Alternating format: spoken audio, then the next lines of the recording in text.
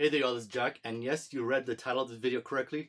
We're going to be talking about how Choso got character assassinated, alright? And this might be unpopular, or maybe people know, I'm not sure, but I figured I'm just going to come out and say it because it really did happen, which is very unfortunate. That's probably one of the biggest problems I'd say for the final arc of Jujutsu, Choso's character assassination. But first, let's go over what is character assassination. And I say the best example of this would be Luke Skywalker from The Last Jedi, where he tried killing his nephew in his sleep.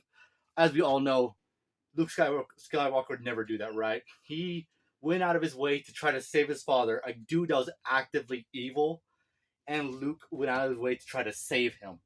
Now, compare that to his nephew that did nothing evil, was just sleeping in his bed, probably had a bad nightmare, and Luke sensed it, and Luke was like, okay, I gotta off this fool. That's character assassination. I think we can all agree on that. All right, so yeah, essentially, a character assassination is something that goes against what the character's been established as, something the character believes in, and that just completely contradicts what they're doing. All right, so yeah, so in Jujutsu Kaisen chapter 258, we get a flashback of our characters. Some of the characters learning reverse curse technique, RTC, and Chozo has actually a pretty good idea on how to get Yuji to learn it, which is a good idea, but it goes against Chozo's character, which his idea is having Yuji eat his siblings so Yuji could learn the abilities of it quickly. So yes, this is automatically goes against his character. Because what do we know about Chozo? Chozo loves his siblings so very much. As we saw when his two brothers died from Yuji and Nobara, Chozo went on a warpath in Shibuya to take down Yuji, and he did. He took him down, and ever since that, yeah, when he finally learned that Yuji was his sibling, he went out of his way to protect him. And also, in another chapter, when you're first going to meet Tengen, Chozo, and Yuji in the gang, Chozo goes up to a warehouse, and he senses his siblings there, and he tells them, you don't have to wait much longer." Or he says, "I'll return.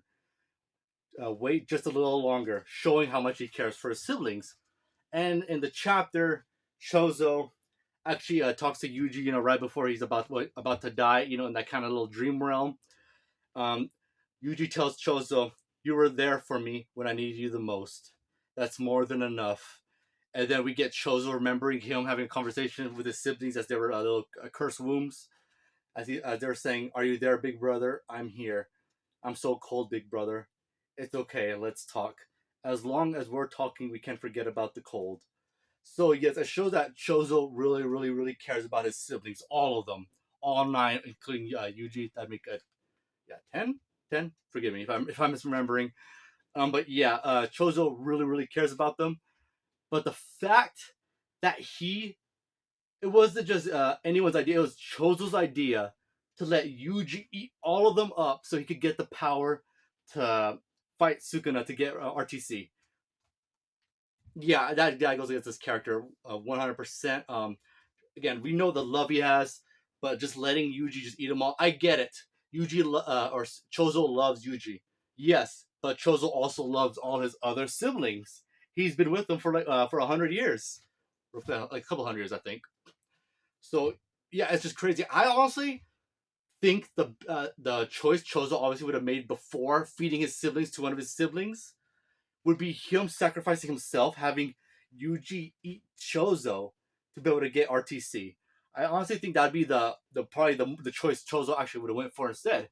Even if Chozo had to go to a battlefield with just an arm made of blood, or a leg made of blood, or a chunk of his body made of blood, now it could have been interesting. That Chozo was willing to let Yuji eat a chunk of his body, so that way Yuji could get RTC. I think that'd be better. But again, I think Gege just wanted to have Chozo, just be a part of the fight, fully.